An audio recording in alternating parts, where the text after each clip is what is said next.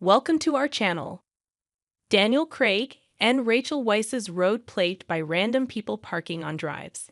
Craig and Rachel Weisz's road has been plagued by random people parking on drives.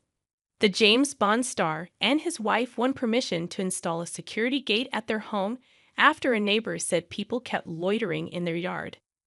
The couple sought planning permission for a new black steel gate between existing brick piers at their home in Primrose Hill, northwest London. The four-story property is a Grade E listed building in a crescent, built between 1840 and 1845. Council officials approved the plans after a neighbor reported random people loitering and sitting on their steps. Craig and Weisz have not themselves revealed problems with strangers parking on their drive, but the neighbor said a nearby rented-out parking space regularly caused confusion. The neighbor said, "We fully support this application.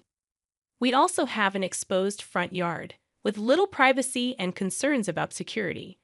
We frequently have random people wandering into the yard, sometimes loitering and settling on our stairs if we are not home. We also have random cars parking in our front yard from time to time, mistaking our house to be that of a neighbor who rents out their space for parking.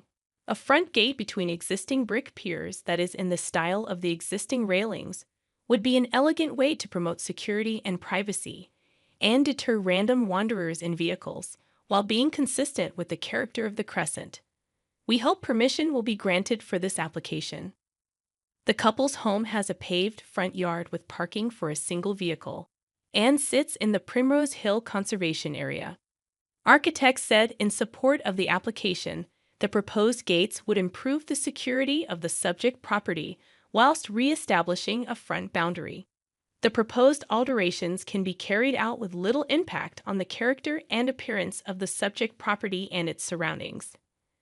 One objection was raised by the Primrose Hill Conservation, our advisory committee, which said the proposed railings/gate are not appropriate to the historic pattern of the front boundary.